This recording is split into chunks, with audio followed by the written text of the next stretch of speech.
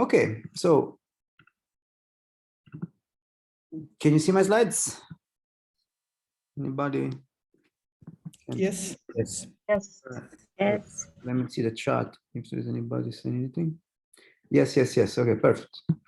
All right. So today, in this 1 hour and a half, more or less, I want to provide you a bit of an introduction on how to model epidemic processes.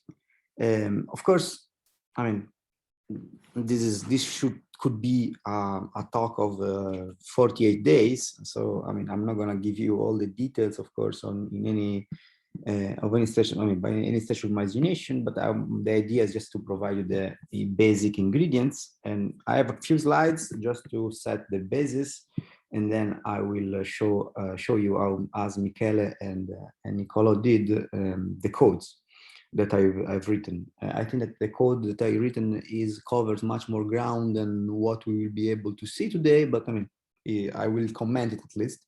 And then, wait, how do I meet people while I'm presenting? Okay. I will show you at least some of the basic, and you can hopefully go back to that and have a look. So, please feel free to interrupt me anytime. I'm not gonna check. It's not easy for me to check the chat very much, to be honest. So please, if you have a question, either tell me that there is a question in the chat, if you see one, or simply feel free to speak it aloud. So modeling epidemics is a really one of the oldest scientific enterprises. It can be traced back to the 1760s with the work that Bernoulli, that you probably heard of, mathematics and some of physics as well, when he was studying, trying to understand the effectiveness of inoculation against the smallpox. Since then, and also because of probably we start with Bernoulli, as a long tradition in mathematical sciences, is effectively an applied branch of applied mathematics for many years. And unfortunately, there are many diseases that you could study and people study. So COVID-19 and SARS-CoV-2 virus is only a very, very bad, but still one of the many viruses that are out there. And today, and I mean, during the school, although we have heard from Marcel, also yesterday, about the importance of not communicable diseases. We will focus on human-to-human spreading processes in terms of diseases. So disease that spread from human to human. Just to give you an example of diseases that are more complex, the human-to-human interaction, for example, is Zika, is malaria, that basically are based on a more complex type of process that involve vectors. They are called vector-borne disease because basically you have to have mosquitoes and those basically are different type of diseases that, although human-to-human interaction is important, everything is complicated by the presence of a vector. So today we will focus on COVID-19-like type of diseases, like influenza as well, that spread from human to human without the need of a vector. And I mean, needless to say that in order to understand the spreading of these diseases, during especially this now, it has been very clear due to these incredible times, our mobility and our contacts are extremely important in order to understand and drive the spreading of such diseases. And epidemic modeling is one of those fields that has been impacted dramatically by the digital revolution. Yesterday, Marcel, in the beginning of his talk, provided a very good introduction of that. We are in a new era of epidemic modeling that some people also, although Marcel doesn't really like it, he said, but you might find it in the literature referred to what is called digital epidemiology. So I like to start speaking about modeling of diseases, considering two different dimensions that you might use to classify them. One is the geographic scale that I put here on the x-axis. It is the geographic scale that you use, or you target rather, or you design your model for, and the other one is the level of realism that you might aspire to, or that you are trying to achieve. So in terms of geographic scale, this is a completely random scale, so it's not in scale, but just to give you an example, we have closed settings. There might be, for example, an hospital, set of schools, a school, and we have a city, then we have the country, then we have a group of countries, then we have a continent, and then we have the globe. Think about this, like the possible, from the little, like a room, maybe in a conference hall, to the entire globe. And in terms of realism, we have models that actually right now have been extended also to country level, not just to the city level. It is probably the easiest model you can do, and we're going to speak about this in quite some details today, that has the lowest level of realism. It is based on a very simple assumption, which is called homogeneous mixing. So this is really the starting point of many models and many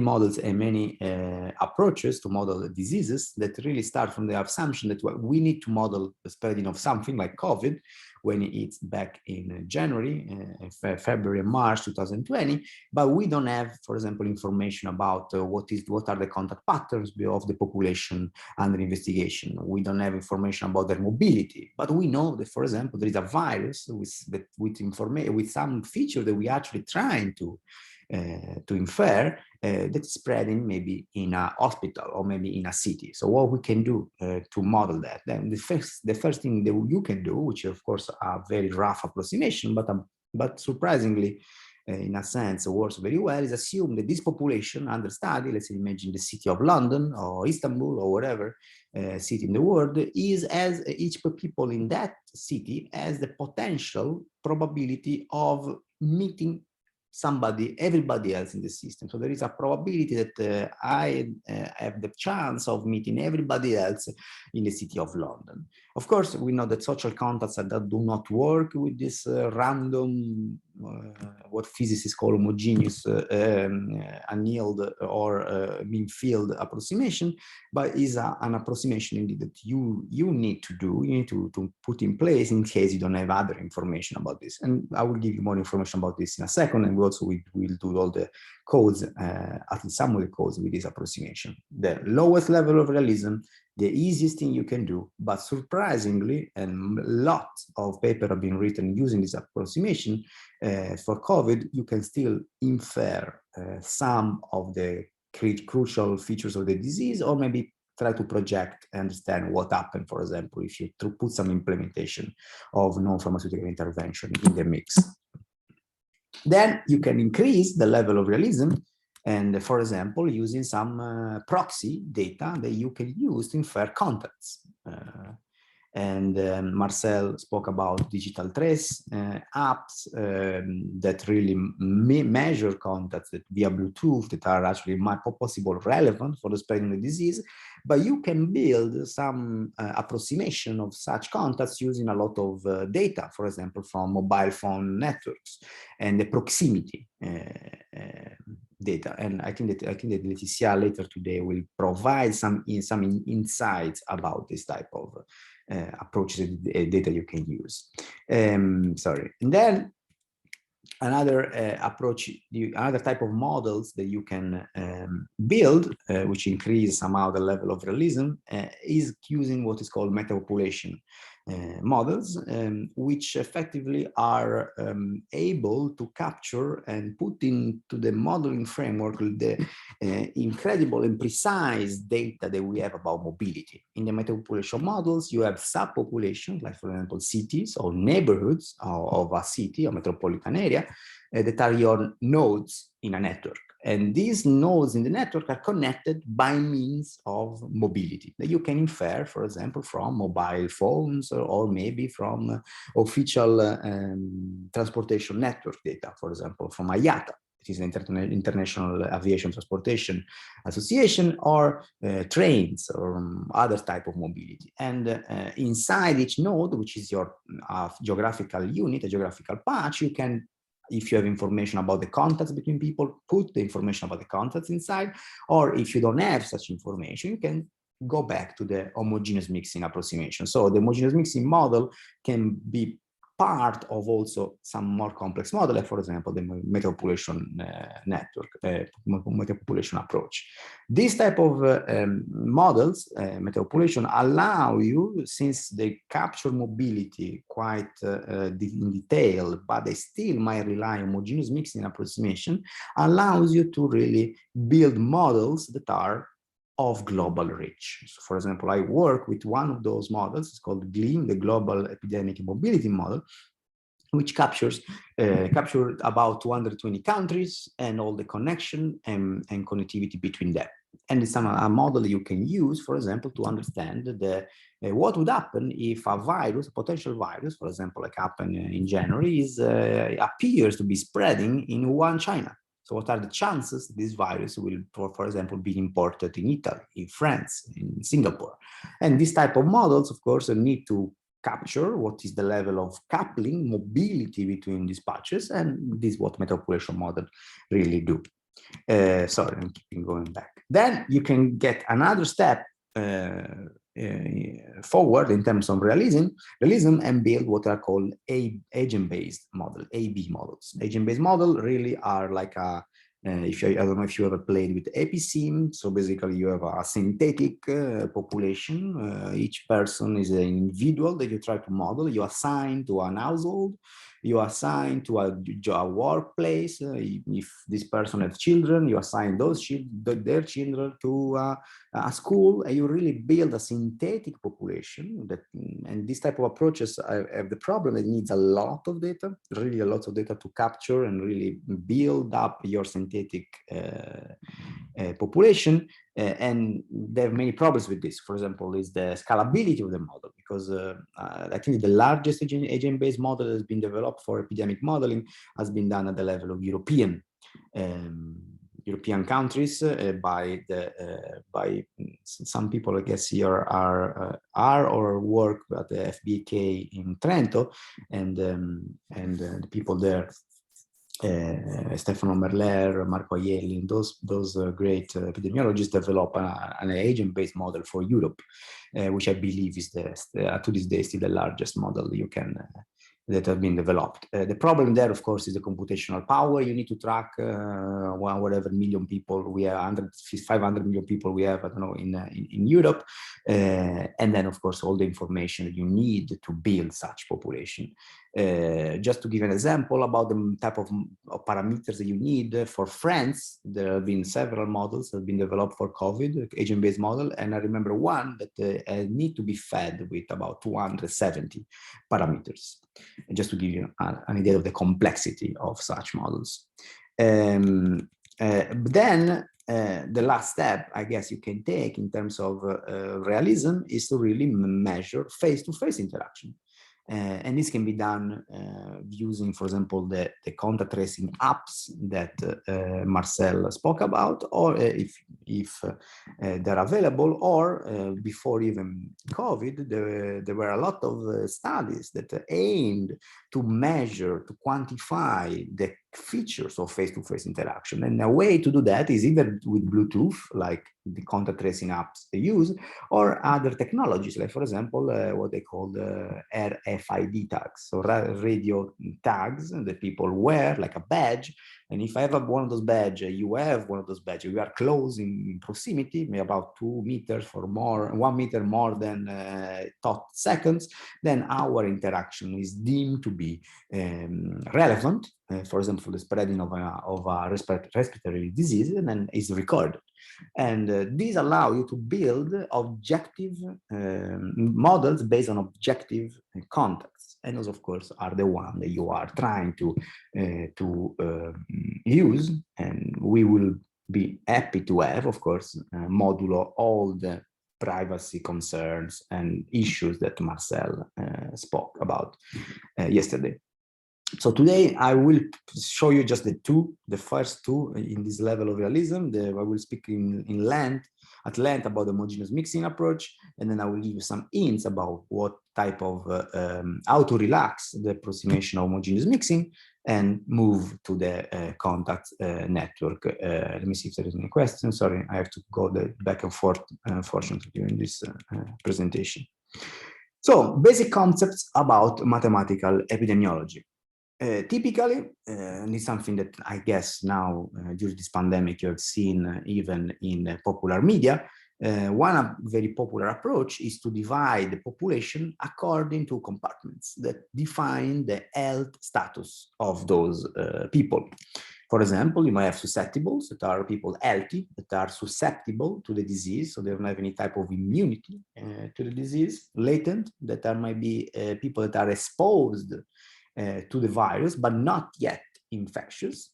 And you have infectious people that have been exposed to the virus, and the viral load build-up is such that they are starting to be able to spread the disease, and then recovered. That are people that are recovered, so they are no longer infectious and able to spread the virus.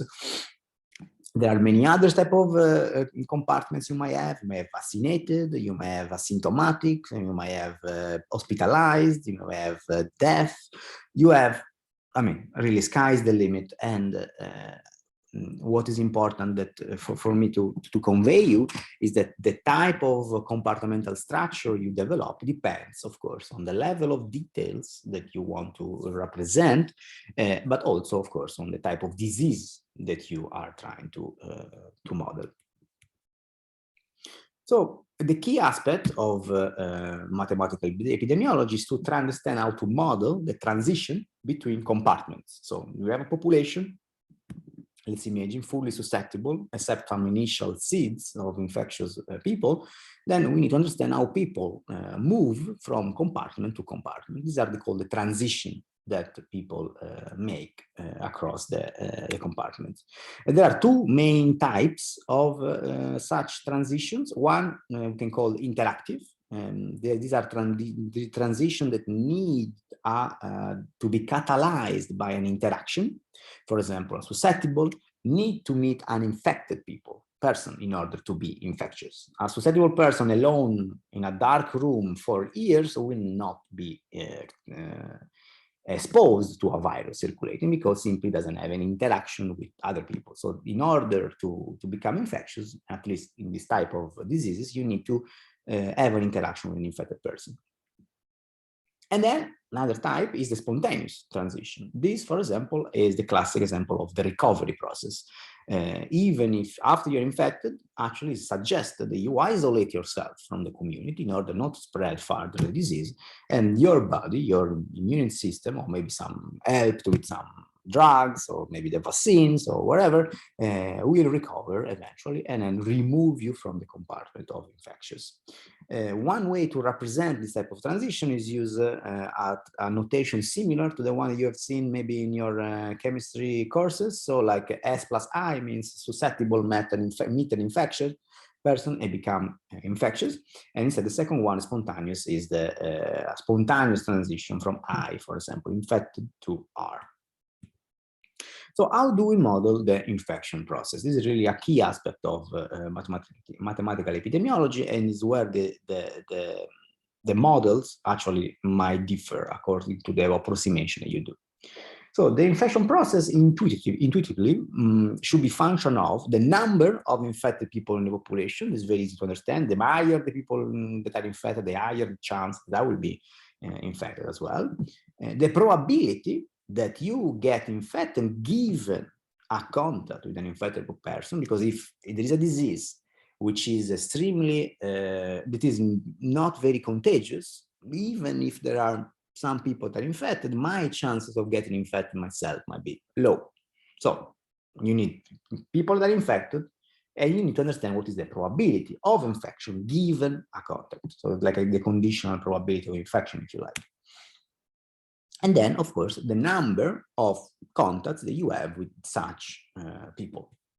Now, the way you translate these three components in a mathematical formula on a model depends on the level of realism and the modeling approach you are using.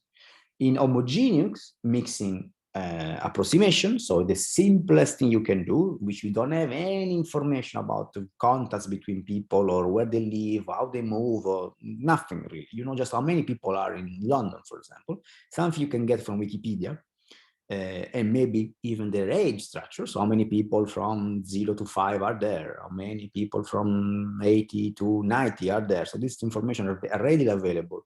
Then you can say, okay, you know what? I don't have any information. So the stupidest thing I can do, which is actually very, very smart, is to assume that everybody has a chance to meet with everybody.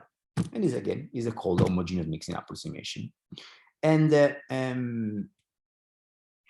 this, again, is assuming a well-mixed populations in which, again, you have the chance, potentially, of meeting and encountering everybody else in the system. And of course, this type of approximation works very well for diseases that are, for example, like COVID, like SARS-CoV-2 and COVID-19, that are able to spread, for example, even with fomite, so something you might leave in the surface, or via droplets.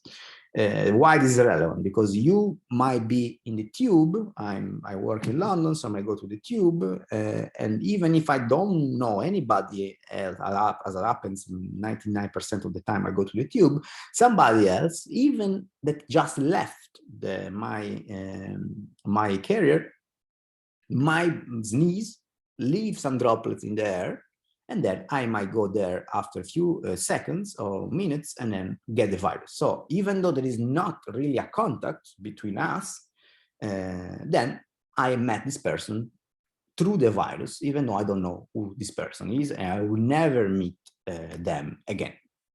Of course, this works very well. This approximation works very well, again, for diseases that are respiratory disease, like, for example, COVID. But of course, if you are trying to model this different type of human-to-human disease, like, for example, sexual transmitted disease, maybe a homogeneous mixing approximation might not be the best approximation you can have, unless you go in particular situation and settings. So a key concept in mathematical epidemiology, in the model that you develop, is that one of the force of infection, which is defined as the per capita rate at which susceptible contract the disease. And the expression of this force of infection really depends, and is particularly important to remember, that I really want you to remember this, that the expression of the force of infection depends strongly on the assumption you make about the contacts between people and about the model that you are developing.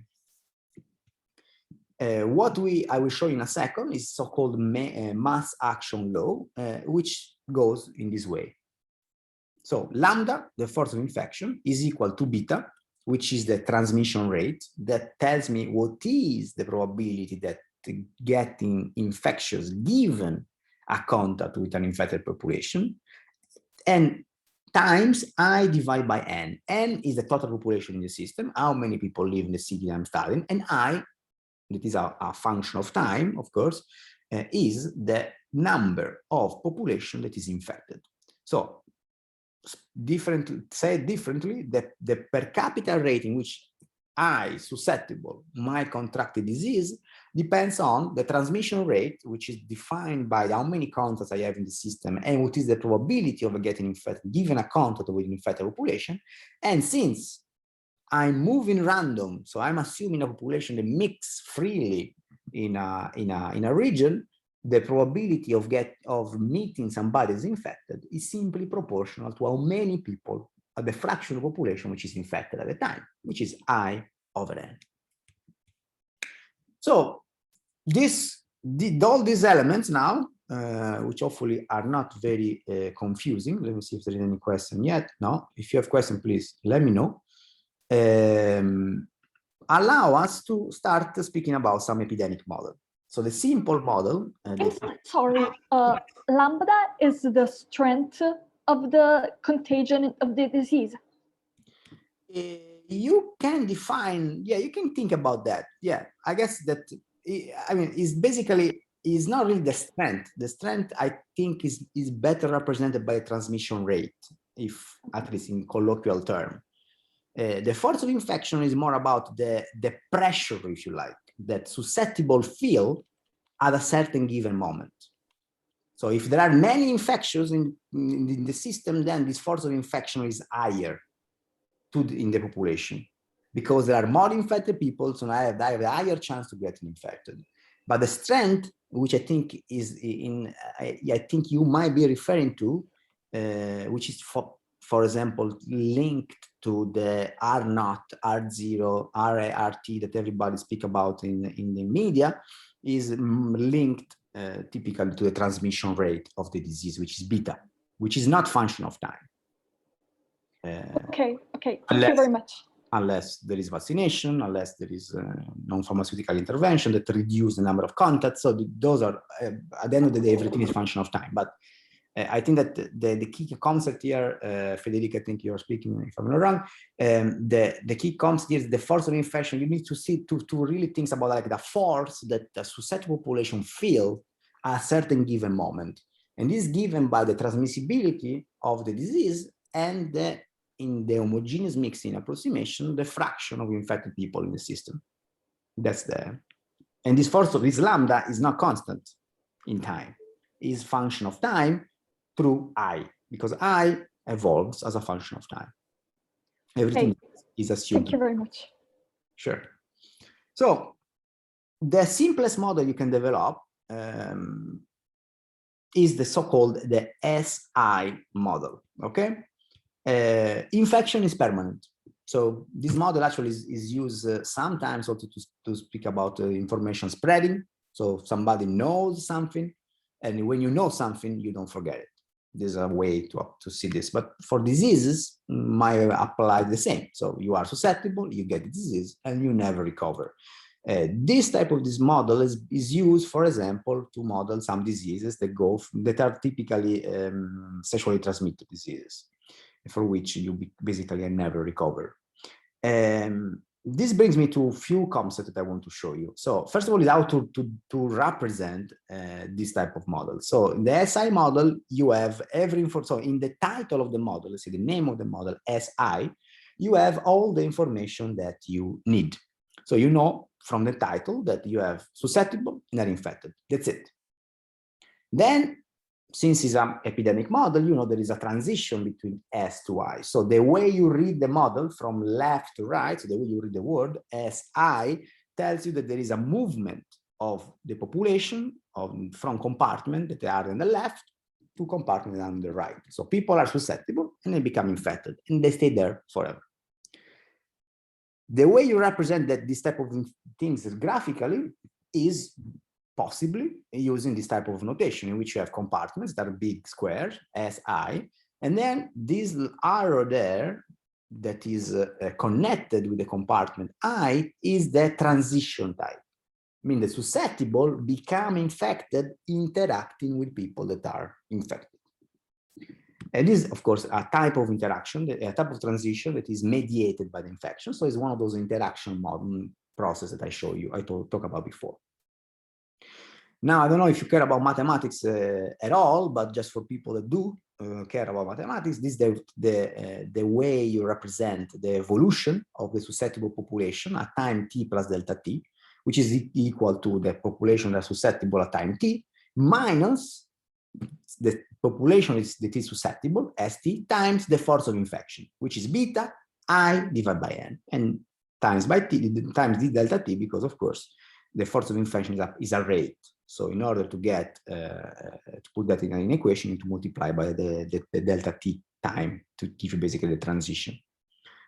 And for the infection, for infected population, the same thing, exactly the same, just with a difference in the term. So it's not negative, but it's positive, because the population grows, the infected population grows, the susceptible population decreases. And I'm assuming here that n, the population, is constant. So I'm neglecting demography. I'm neglecting people traveling to my population. I'm neglecting people that is born in my population. And after I started simulation, I'm neglecting people that might die for different reasons that are not linked with the disease in this type of things. So let me let in other people. So then you can, I mean, I'm not going to go in much details to the math, to be honest, because I don't think that somebody cares very much, but you can transform that expression as master equation in a set of differential equation in which typically we speak about the density of people, so not the number of susceptible, but the S divided by N, so that the small s and the small I, which basically tells me the density of people that are infected. And this SI model in the continuous limit can be represented univocally by this couple system of differential equation, which is not linear. It's not linear, it's bilinear because you see you have S and I. You can have an exact solution to this equation if you care about mathematics again, because you know that since n is constant and the density is such that S plus I is equal to 1, at any moment you can resolve the system because you can impose that S is equal to I minus 1 or I equal to S minus 1, 1 minus S, and then you can write this system, this equation that you can solve very easily. It's one of the simplest not maybe the simplest, but one of the things you can solve, the integral you can solve, and the equation goes like this. So the IT, which is the evolution of the density of infected population, goes as basically a negative, 1 over a negative exponential. It is modulated by beta. Since S is equal to I over T, so once you solve for I, you have also S, which is Y minus that function. And also note that since if beta is bigger than 0, which is basically tells me that the disease has a transmission rate which is not 0, so is able to spread, then eventually when T goes to infinity, I will go to 1. So I infinity, that is the asymptotic fraction of the population which is infected, is effectively 1, while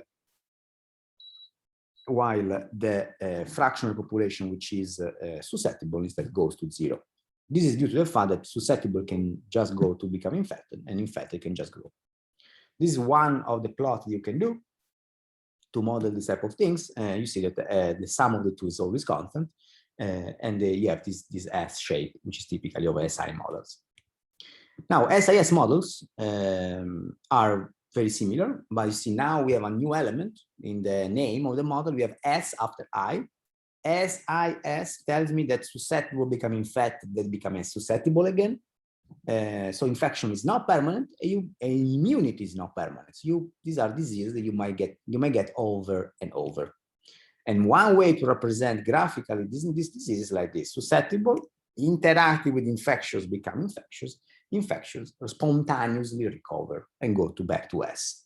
The equations are basically this. Now we have the minus beta SI, which we had before, but now we have a new term, which is mu I, which is due to the fact that people spontaneously recover with rate mu, minus 1 actually. At the early time, you can assume that, for example, the population is almost fully susceptible, and only few people are infected. Then the equation for I can be written this way. You see that I put the S there in the first term, beta. The real equation is beta Si minus mu I. So now I have just I, beta I. So I assume that S is about 1. That can be written in this way, so I can factor I out and have beta minus mu. And on the left, I have the derivative of I. And the derivative of I tells me what is basically the sign of the variation of I. If this is positive, the population of infected in the beginning will grow. If it is negative, it will decrease and eventually goes to 0. And this is driven only by this beta minus mu.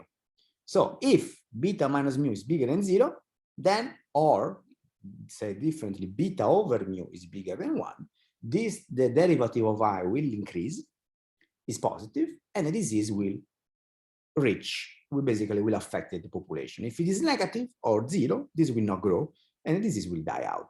This is called epidemic threshold, and is the famous R0, R0 that people have been telling you about since the start of this pandemic.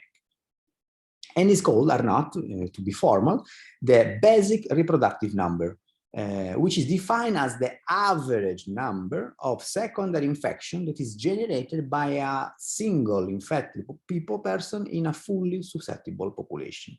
So if beta divided by mu, the expression of the R0, by the way, depends on the model, on the compartmental structure of the model, is bigger than 1, means that on average, each infected person will be able to generate at least 1. So the disease is able to sustain itself. If this number is 2, means that is able to generate 2. If it's 3, 3, 4, 4, and it's like this. If it's bigger, smaller than 1, means that it needs more contacts basically in order to spread, and is not able to basically, on average, to replace himself. So he might recover before actually transmitting the disease. Let me stress this one more time. The expression depends on the details of the disease, okay? So it's not beta over mu all the time. But for the SIS model, it is. So R0 for the SIS model is beta over mu. You can also solve this model exactly, and this is the expression, and actually you find 2 different solutions in this case. Here, if R0 is smaller than 1, I infinity goes to 0. So the disease will not able to spread, because the disease is below threshold. Instead, if E is bigger or equal than 1, then I infinity will go to 1 minus 1 over R0. The higher R0, the higher the fraction of infected population in the system.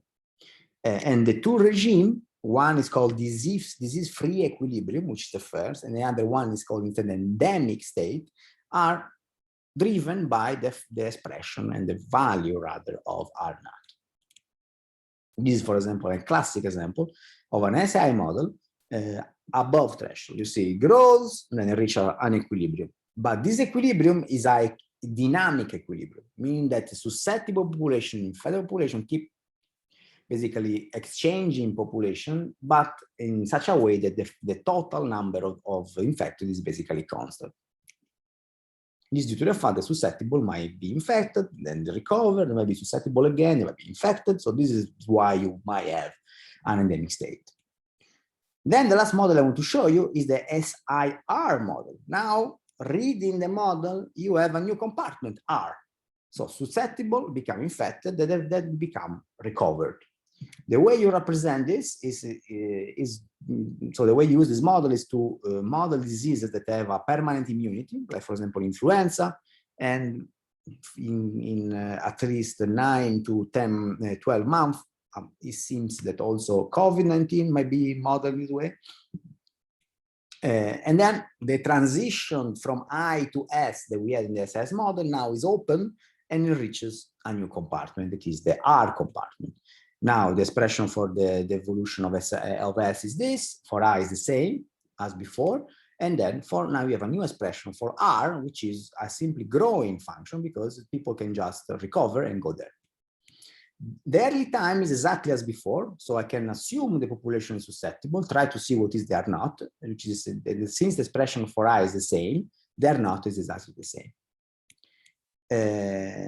However, the disease will then eventually die off. They cannot reach an endemic state because eventually, even if it takes years, people will recover eventually, and the disease will basically die off. But you can prove that the final fraction of the population, S infinity, susceptible population, goes as an exponential of the recovered population. This means that even if the disease is extremely transmissible and R0 is very high, some people eventually will not, some people might not get the disease. So this is actually a hope for COVID as well, although R0 is very high. Some of us, I don't know if you have it already, I didn't have yet COVID as far as I know, might be that I don't get it, or might be that I get it. It depends again on the R0, the variants that are present, and then of course the fraction of people that are immune, either because they had it already or maybe because they're vaccinated. And this is a typical plot you might have for this type of diseases. You see that the black curve now is the eye. Instead of reaching the mistake, it reaches a peak, and then it goes down. As soon as the pool of susceptible population is not big enough to sustain the disease, it will eventually die out. So if you take the equation as before, you can linearize them, as I told you before, when you get the expression for the R naught, and you can solve that expression in the early time, which is an exponential. And if you wonder why people were talking in the beginning, keeping talking about exponential growth, where this exponential growth comes about, this is where it comes about. Because in the beginning of the spreading of the disease in a fully susceptible population or largely susceptible population, the growth of the disease, which is unchecked, so there is no pharmaceutical intervention, there is no behavioral containment, there is no face mask, there is no vaccine. This is how the disease grows, and this is where the exponential comes. And this, of course, is regulated by the feature of the disease. However, this is extremely important, nothing can keep growing exponentially. Even the universe after the Big Bang, we had the inflation time, which is an exponential growth of the size of the universe, but then it eventually will die off. So, and this happened likely also for the disease. And this happens basically effectively when the approximation that we made in linearizing the equation doesn't hold anymore. So when the susceptible population is not anymore close to 1, because the disease is really spreading the system, and people are starting basically the susceptible population start to decrease, then the epidemic cannot grow exponentially. Eventually, will start to slow down, reach a peak, and eventually die out. There are, what I want to mention, there are for COVID, I've seen paper and I've used SIR models. There are people using a variation of the SIR model with the latent, so SLIR model. I've seen SIRS model. So people say, you know what, people are recovered, but then eventually might be infected again. Or more realistic model like this one, which I'm sharing with you, which have many compartments, the people that are exposed, people that are pre-symptomatic. So they are not symptomatic, but able to spread the disease. There are asymptomatic, fully asymptomatic, don't even know they're infected. There are pouchy symptomatic, that have a bit of symptoms. There are mildly symptomatic. There is severe symptomatic. There are hospitalized. There are people that go in ICU, the people that recover, and people that die.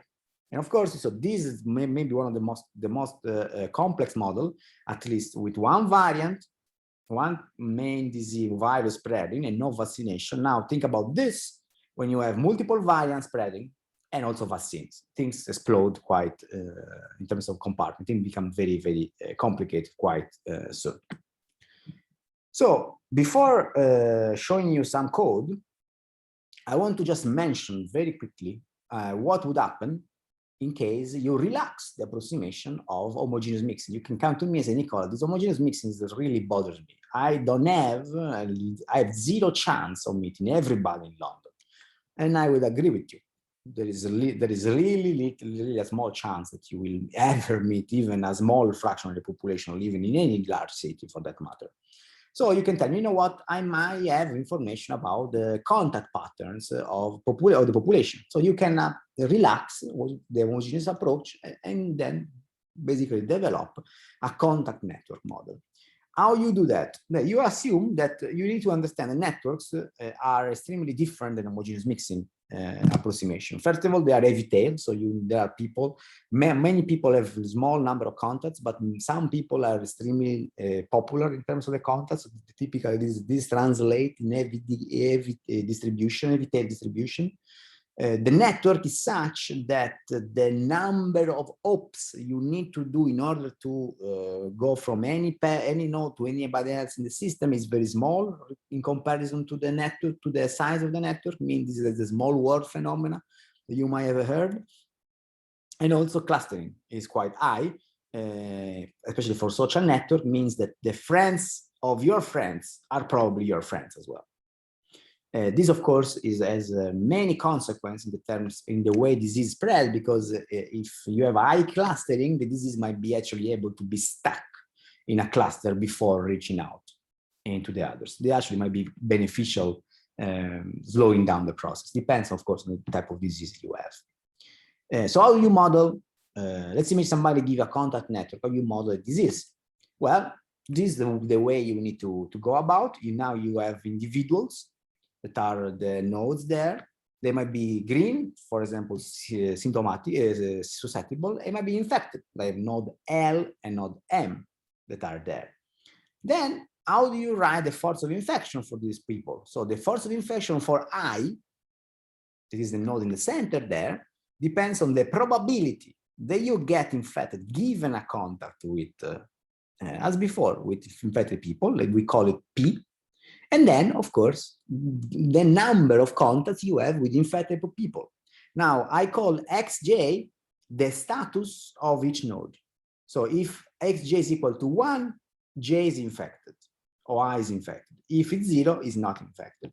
And what is aij is the so-called agency matrix, which is 1 if I and j are connected, 0 otherwise. So if I run the sum before for I, that sum consider just the M and L, because they are the nodes. So no, sorry, M and L. I cannot see the other node that is connected to T here. I don't see it on the left, but here I have V and T. So V and T are not susceptible, are not infected. So this is 0 for them. So they don't count in the sum. Also, the other one on the right, I don't know how they call him, Q. But M and L are infected, so the status of them is 1. So basically, they have a sum that can sum to 2.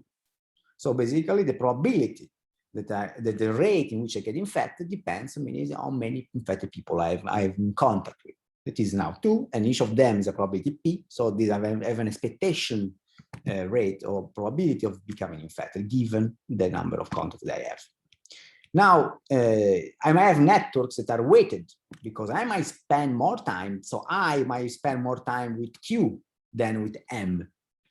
So now I don't have just an agency matrix, which is 0 and 1. I have actually a W, which is basically how many a frequency measure, basically how many times I meet, how much time I spend with these people. So basically this is modulates even more the probability of interaction.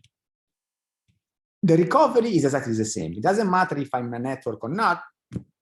The recovery process is spontaneous, so it is not dependent on the network.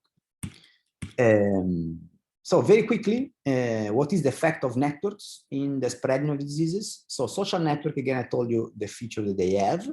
The number of contacts is heterogeneous. This really helps facilitating the spreading, because we have, now we know, everybody knows, even people are not working on this, you might have heard of super spreaders, that are people that have many more contacts with others, or maybe they have also features, maybe a viral load, which is higher, or maybe they go to events with many people. So basically, these are people that are able to spread more than others.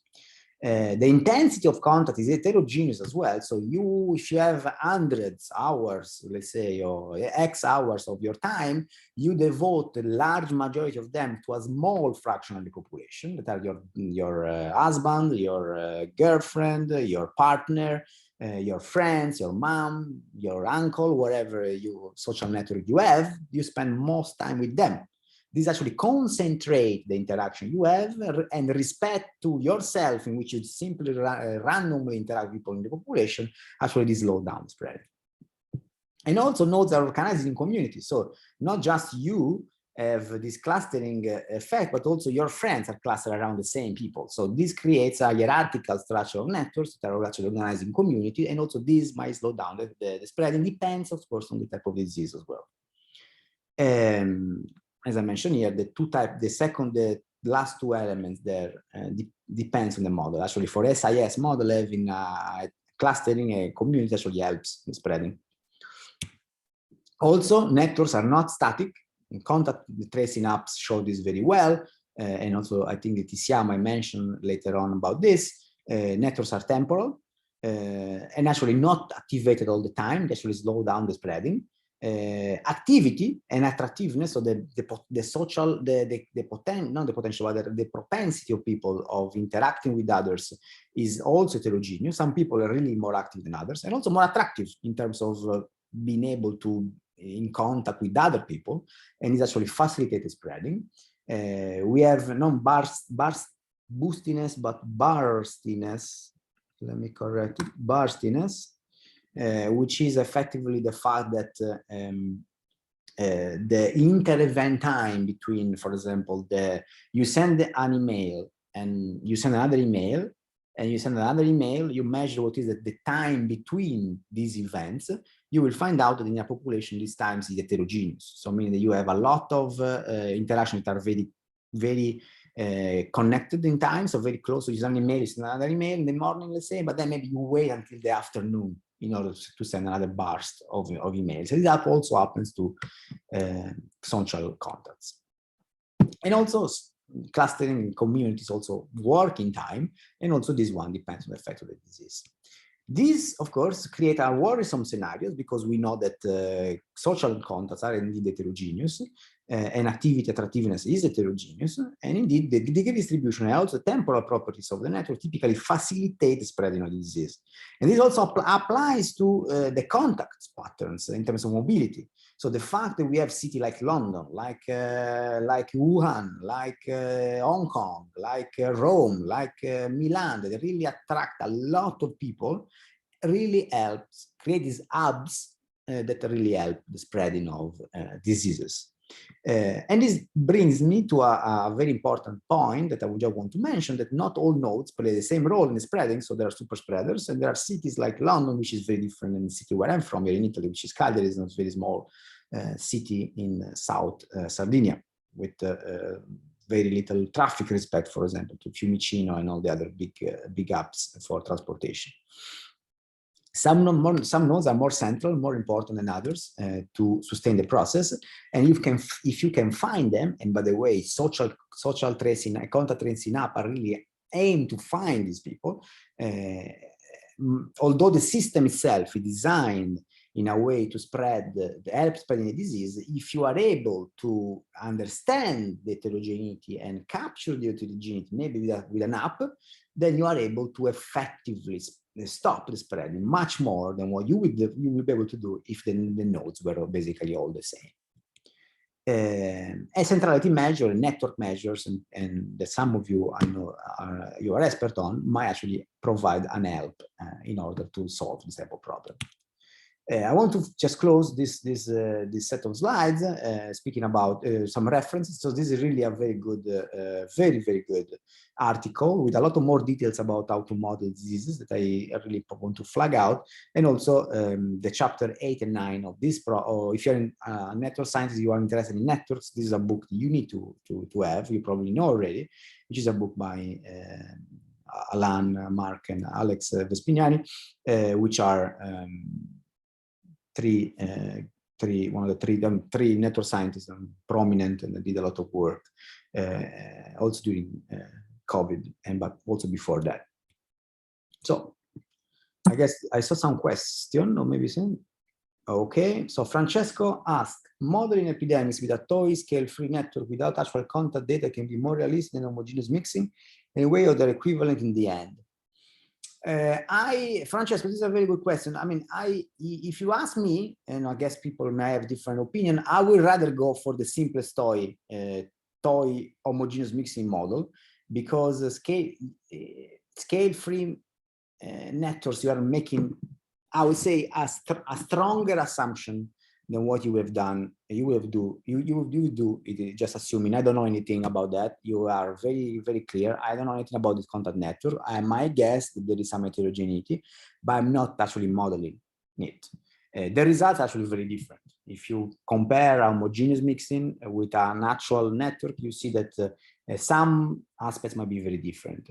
Like, for example, the intensity of the disease might be different, but maybe the initial growth might be similar, the general pattern might be similar. So there are some similarities, I would say, that are linked to the disease that you have, but of course other details are really informed and really shaped by the structure of the network you put there. So I would personally, as a good aiming to be a good physicist, I will rather skip the scale-free in nature, unless you are trying to infer that. If you say, what would happen if the contours are scale-free, then a comparison of these two things you can actually be doing. But for COVID and things real like this, I would rather not do that. What about newborns and dead people? Do you usually consider? Yes, we do. We do, depends on the approximation. So there are many models that are called with demography. So they actually include people coming in the system, people living in the system for many reasons. But the question you need to ask yourself, Adi, is, do I really care? Not about people dying or being born, of course we care about those, but in terms of the temporal frontier of your model. If you're modeling COVID and you are concerned about the next 3 weeks, do you really care how many people are actually born in those 3 weeks? Even if they born, many of them, they're probably not changed. They're not probably roaming around infecting other people. So probably they don't really matter much. Of course, when you study your modeling, maybe try to understand how many people actually died for COVID, then you need, of course, to compare the rate that you know from the modeling, or maybe from the data that you have access to, respect to the general population that died. They are called basically sex deaths, and then maybe something you can do. So the answer to this is that yes, you do care, but depends on what is the temporal horizon of your model. If you care for typically models that are 1 year, maybe try to understand the next influenza season or even COVID, one of these waves. Typically, people do not put this type of information because they complicate the model, and at the end of the day, they don't really add much. But of course, if you are trying to understand what is the general pattern of COVID in the next 10, 20 years, then of course, you need to consider the demography. Is there a relation? So Stephanie asks, is there a relationship between R0 and the force of infection? Yes, of course, R0 is influenced by the force of infection. And is actually simply beta divided by mu in the initial homogeneous mixing, because you assume that everybody can actually meet everybody. If you put a network in the mix, the force of infection actually depends on the degree distribution and the moments of the degree distribution, which actually, if you remember, in these slides, the force of infection depends on the agency matrix, on the structure of the network. Actually, if you do the approximation, if you do the calculation for R0 for a general network, which is the dependent of this agency matrix, depends actually on what is called spectral properties of the matrix, which is effectively the largest eigenvalue of the matrix. If you assume something that physicists call an yield approximation, which is effectively simplifying the structure of the network, then this depends on the moments of the degree distribution. Regarding the kind of data needed for this model, what are the possibilities if you have data that we don't know how representative it is from the world population? For example, as discussed yesterday, with a number of confirming cases. Yes, it's a very big problem. I guess what we learn, everybody learns during this process, that you start where you are. It's February 2020. You don't know much about COVID. You don't have information about contact networks in Wuhan. Then you take one of these models that you think is relevant, and you start to feed it with the data you have. Of course, you need to assume that the data you have is biased, is probably undersampled. We know this actually, that one of the reasons why COVID was able to spread so fast and so dramatically is due to the fact that it's a very, very bad disease that spread asymptomatically and pre-symptomatically. And people were targeting only symptomatic people. So people just symptomatic were tested. So we lost a lot of infection and the disease was able to spread. So when in the models, you need to face the fact that indeed the data you have, the official data you have, is probably a very small fraction of the population. Thank you, Adi. Yes. Any other question? before I show you some code in the next 30 minutes.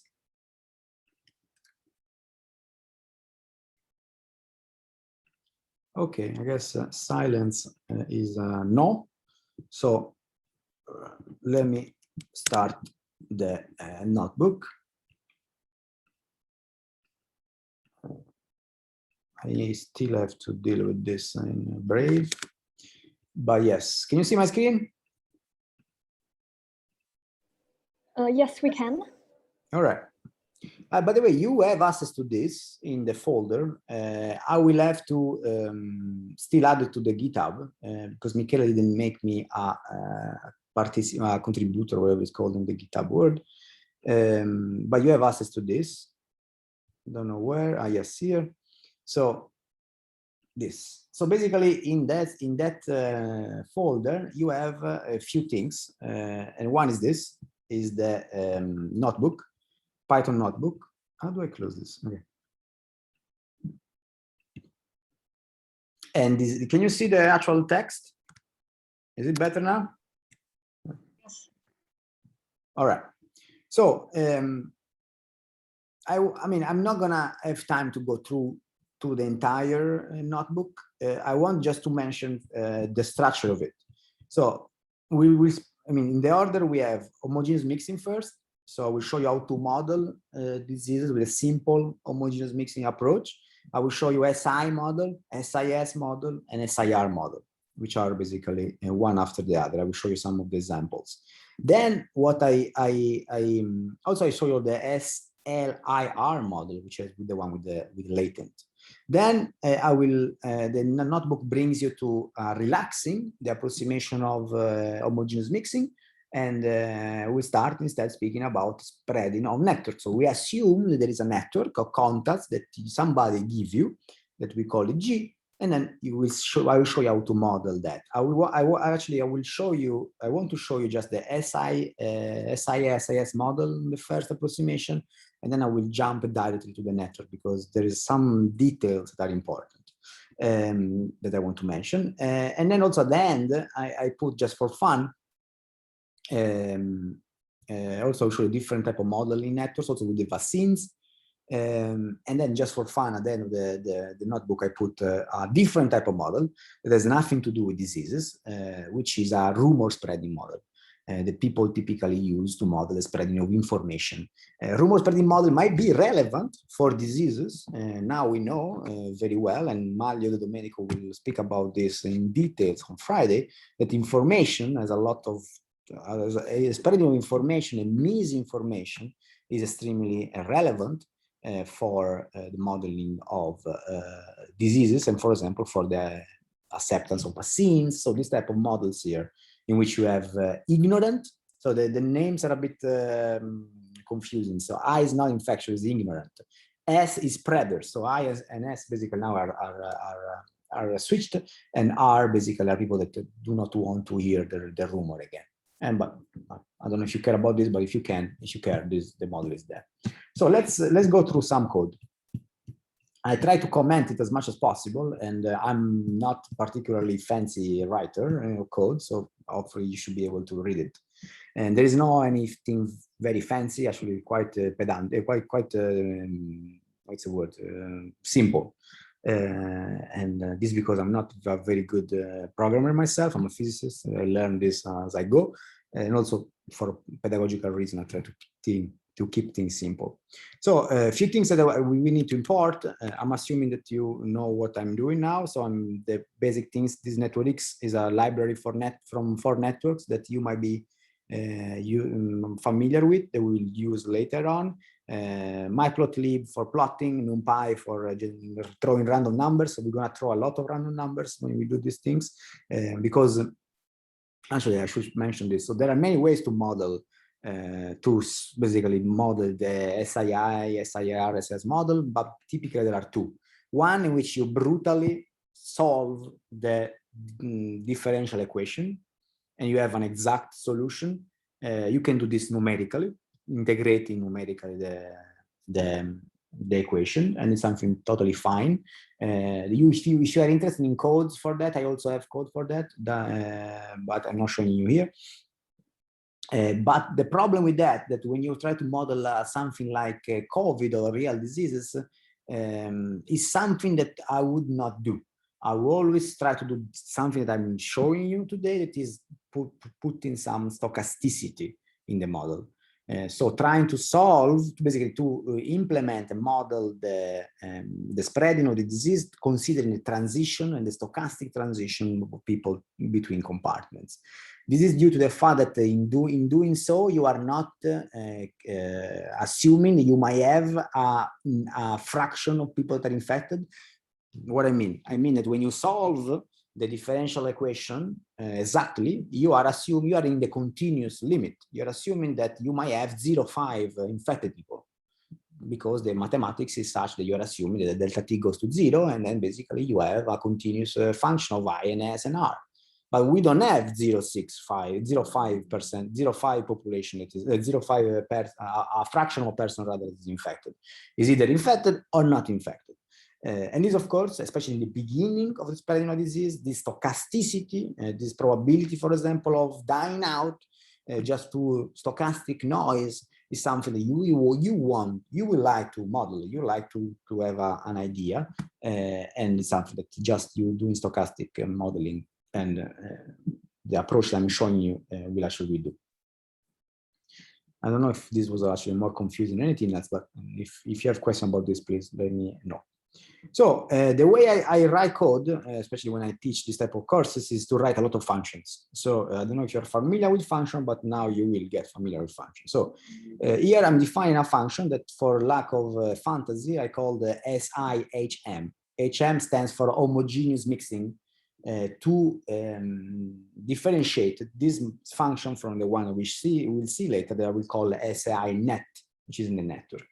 And this function takes a few inputs: beta, which is the transmission rate; n, that is the population, which is you have, so how many people you have in the system; and status. The status is something that I typically use, which is a very stupid thing. Effectively, it's an array, and I do it in such that status 1 is the number of susceptible population. So you have an array, and I have the status 0 is 0, doesn't do much. But then I have 1 or 2, which is a way that I keep track of the number of people that are susceptible, and I assess to that population using the ID 1, and I assess to the people that are susceptible instead with the ID 2. And then I have this this thing that I will show you in a second, which is what we are, but basically these are the force of infection. So I need to compute what is the force of infection. So how do I compute the force of infection? Well, I do what is exactly the thing that I showed you before. I do beta times I, which is the status 2, divided by n. And I do float because I keep status as an integer, as an array that is integer, and I do the float just to avoid confusion. Then I say if the force of infection is bigger than 0, so there is a force that susceptible are feeling through via the infected population, I simply extract a binomial. And so basically I'm assuming, okay, I have a population which is susceptible. It is this. This population feel as a rate, the probability, right? Because now I'm assuming that the delta t is equal to 1. So I'm multiplying by delta t equal to 1. The probability that this population have to become infected is P1. Since I have this population, I extract a binomial giving S, which is status 1, and P, which is pi 1. And then after I do this extraction, I update the compartments. Now, the status 1, which is susceptible, is minus equal delta 1, and status 2 is plus equal delta 1. So very simple. I need the force of infection, which I compute as I told you before, I didn't lie. If this force of infection is bigger than 0, and I do just this because to avoid throwing a binomial with probability 0, might create some problem, then I extract a binomial, and then I update the population. And then I do not return anything because simply I'm updating status. So basically this in C++, this will be done doing this. I'm passing actually a reference to status in this function. which I'm not sure if it's very good to do in Python, but I do it and it works. So I guess it's fine. So let's run this function and see what is the how you use this function. Well, I need to decide what is the population. I get 10,000 people. I need to tell the code how many time steps to run the simulation, and let's say 100. Then I define beta, transmission rate, 0, 3. Then my status is a array, numpy zeros of size 3, so 0, 1, and 2. Actually, I lied, this is float, so I shouldn't do that, but I mean, I can put int. So if I put this, so I don't really need this, but let me put it that for good measure. And then I initialize my, my code. So in the beginning, n-1 is a population which is susceptible, and only one poor person is actually infected. Then I do a loop for t that goes from 0 to t max -1. So I have 300 time step. Then at each time I call the function. And what I do, I want to plot the results. So I create this list in which I append at each time step effectively the fractional population which is infected. And then I can simply plot it. So if I run this code, I get what I would actually expect to have, which is actually 100 time step. I said, yes, and 100 time step, you see that the disease will have slowly grow, but eventually say take over, and you have this S function here. Okay? Now, this is one stochastic simulation. I did one stochastic simulation. But when you actually want to model diseases for real, you cannot do a stochastic, only one stochastic simulation. You want to actually to explore the noise in the system, and you should actually run your model multiple times, do multiple, so start your system, your simulation multiple times, and do basically an average, a median of the results. This allows you to basically show what we call confidence intervals, to understand effectively what is the range of possibility that with that features of the disease, actually you might be able to explore. Of course, reality will run only one of them. But in order to understand that diseases are extremely stochastic events, then you want to capture that. How you do that? Well, you do the same model as before, but with a little variation. Instead of having a simple vector of size of 3 elements, I have now 3 elements as before, but then I actually saving the status of each population susceptible infected multiple times in its iterations. So now this status is a matrix of size, how many iterations I want to do, and 3. So is m times 3 matrix, and basically at each iteration I basically run the same function I had before. So if I do this, I need to specify how many iterations to do. Now I'm doing 100 iterations. The code for the rest is the same. I simply this now that I had before is now inside another loop. So you see, for each iteration, I initialize the system in the same way. At the beginning, for iteration 0, infect susceptible is n-1, and infected is 1. Then for this, I run the SI model and I save the results considering effectively that each iteration is independent. And then I can plot them, all of them, and see what happens. See? Now this, I have 100 iterations in the same beta, but you see, in this case, this is actually starting quite later than this one. And this is due to the stochasticity of the system. You see that there is clear an average behavior here. It is a bit of an outlier, but still, this is something that the model allows to do, and then maybe reality actually will embrace this realization rather than this one. So this is something that you actually would like to explore. You can get a single curve, averaging them. So nothing special here, I'm simply doing the average. And you see, this is what you get, averaging different results. Although averages are a bit misleading. Why averages are a bit misleading? Because if you have a situation in which beta is actually very small, you might have a situation in which disease take off very soon, and other in which is very, very slow. So basically, averaging might actually bias in the results. Something you want to do instead of averaging is to use the median, because the median gives you the most likely value. And you can do this using a function that I wrote, which I imported here. But if you are used to pandas and things like this, there are many functions. Or even NumPy as a median function you can simply import. And you see, this is something actually the way you should present the result, in which you have the median and then confidence interval, which effectively show to people that, okay, my model tells me that this is the median behavior, but actually there is quite a bit of uncertainty in the way the disease will actually spread. And this, if you have real data, you can put the points there and say, you know what, my model is not really very wrong, although maybe the median is a bit off, maybe the points is here, but you see still within the realm of possibility of my model. Because indeed, the model, the reality is so the spreading of disease is really a stochastic event. So if beta is smaller, you can see what happens. At the same time, you see the disease will eventually go the same as before, but it does it in a very rather slow fashion. And you see that the smaller the beta in the beginning, the larger is the uncertainty, because some cases the disease actually was able to spread quite easily, but most of the cases actually don't. And you have all everything in the between. Now, just a few words about the SIS model. Well, you have exactly the same thing as before, P1, but now you have a P2, which is mu. So now you have the interaction, that is the infection process, but also you have the fact that people will recover.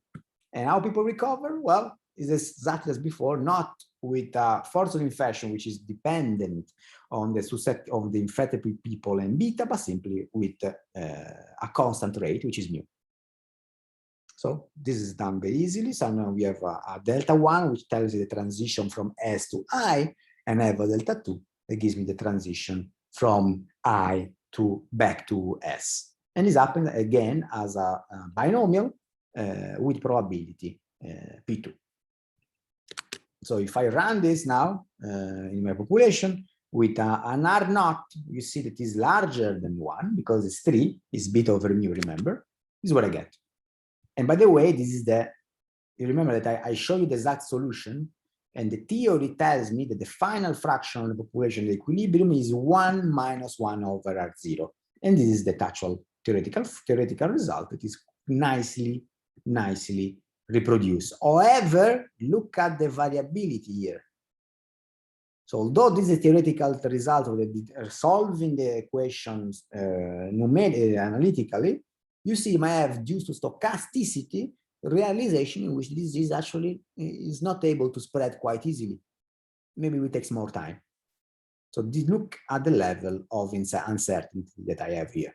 So this is exactly why, although the theory tells me that that model of differential equation will go to a saturation level of this amount, in reality, even if the model is able to capture very well the spreading due to stochastic events, like for example, you are staying home instead of going to a particular party, and then maybe infecting 30 people there, this might have a ripple effect in the disease, maybe even influencing a particular city. There is a famous example of this chorus that met in South Korea, and this person that allegedly infected, I don't know, many thousand, giving actually rise to one of the largest waves in the city of Seoul.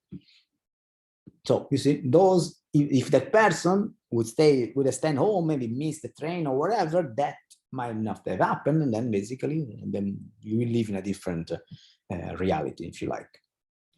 Okay, I want to skip all of this because it's simply showing you different things, and this is the SIR model, which is basically the same.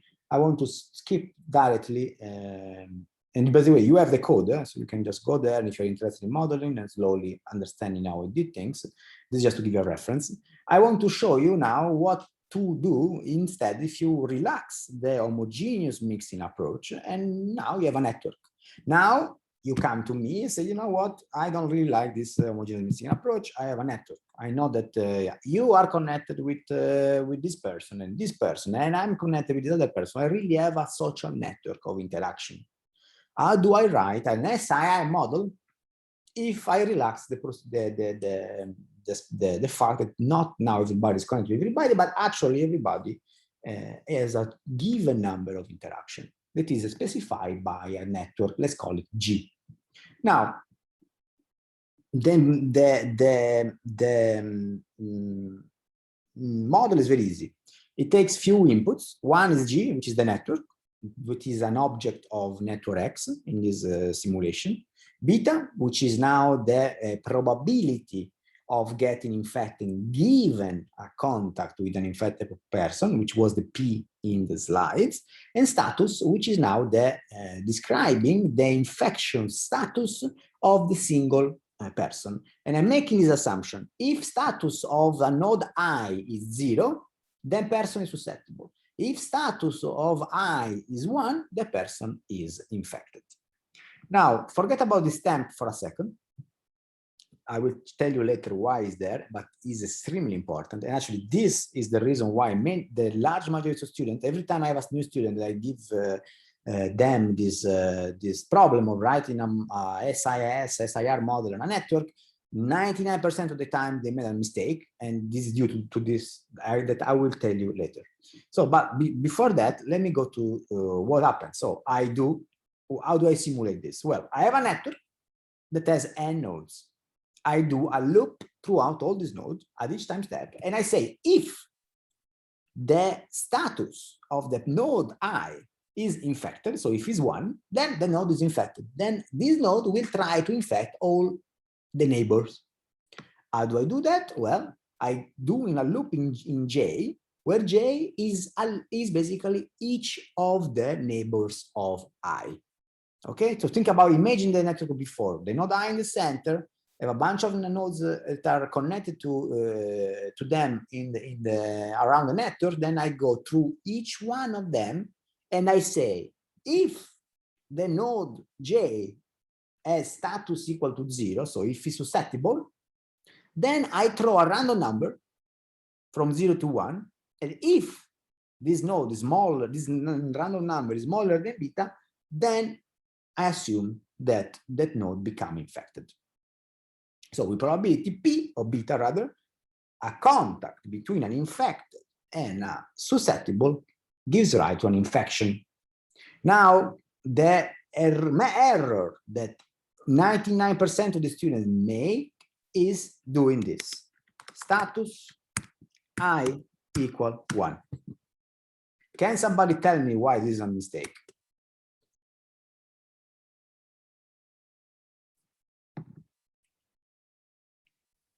Maybe because then it can already reinfect someone else, even if in reality it's the same time step.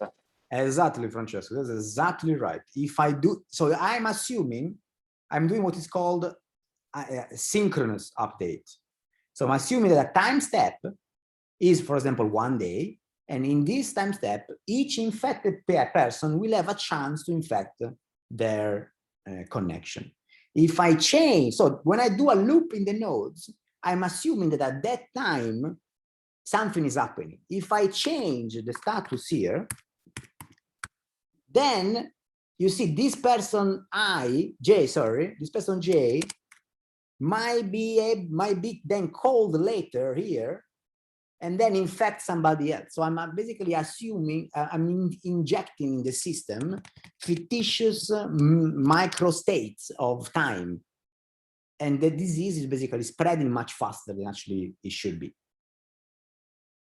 So the correct way to do is that assuming that this is a time, this is a time step, node J will become infected, but the next time. And how do I keep that? One way is to put a list, but lists are stupid because if you put lists, you might repeat in J many times, so it's not efficient. The best way to do is use a set. So it doesn't matter how many times J will be infected, because maybe you have many neighbors that are infected, and they will try to infect them a lot. But I don't care how many people infect them. I could keep track of them if you are interested in that information, but if not, simply I throw this to a set. Then just after this time step is over, I update status. And I do this for I in temp, status I equals 1. This means that if it's in temp, these are all the J's that are the neighbors of infected people that were the I's. And now this become infected, and then the time step will begin again. So let me, before doing networks also, you need to do something else, which is, of course, setting the seeds. So you need to tell me which node were infected. Before, very easy, because there were status, basically were n-1 and 1. But now, since these are the individuals, person, you need to tell me which nodes are infected. One way to do this, unless you have particular information about nodes, is to throw a bunch of seeds, a fraction p of seeds randomly. So how I do that? I define a function, it's called setSeeds, that takes status as an input and p, which is the fraction of nodes that are initial seeds. Then I define the number of infected population as p times the number of people in the system. So you know that if you have the average of binomial extraction is p times n, with p the probability. So assuming that the number of seeds is simply n times p. And then what I do, since I don't want to do since I want to do randomly, one way to do that is to add all nodes in a list, shuffle the list, and then take the first n of infected nodes and assume putting them as infected. So I have n nodes. I first know the number of people that I want to put infected. Let's imagine a fraction p of them. Then since I want to do random, the fastest way to do is simply generate a list with all the names of the people there, shuffle the list, take the first p times n, which is effectively what I'm doing here. So this is a function that does that. Then how do I do it? Okay, then I can run the model, and I'm closing here. Now, just for simplicity, I create a scale-free network, BA, is a Barabasi Albert graph, with this is saved in a folder. I create an empty object I call GBA. I read the network, if these are each edge list, and I add each edge in the network. Then I say, okay, no, the number of nodes is the number of nodes in the system. Status is now a vector of size n, because each is 1 for each node. Then I set the status, so 1% of the population is set infected in the beginning. I run the model for 50 time step, assuming beta is 0, 1. Sorry, I lost people. Assuming that beta is 0, 1. And then what I do, I generate another a vector. It is the size of how many time step I have. And then I say, okay, for each time step, run an iteration of the SI net function. And I assume that, see, this is a bit of a trick. So since status is 0 if it's susceptible, and I1 if it's infected, the sum of the vector is equal to how many people are infected. This is a little trick you can use to know, because doing this is extremely faster than counting. So this is faster than for j in status. If status j equal 1, then inf plus 1. This is much slower than doing this, than doing the sum, because this is done lower level. It's done in C++, I guess. Then I simply put the infection time divided by n. So if I run this, it takes a bit because now it's running a network, but it's done, and I can plot it, and I get the result. So this is the case in which an SI model is spreading in a Barabasi Albert graph, which is a scale-free graph. And later on, I'm showing you what happens if you have different graphs, what is the effect of networks, but I leave this exploration to you. The code is yours. Please use it as you see fit. I will stop here. I don't want to bother you much, but remember, in these notebooks, which you can take with you for the future, if you find some mistake, please let me know. But you can basically find the basic code to do SIS model, SIR model, SI model, SIL model in homogeneous mixing approach. You have Python code to do SI, SIS, SIR model in networks, and also at the end, a few hints on similar similar codes for what we called rumor spreading models.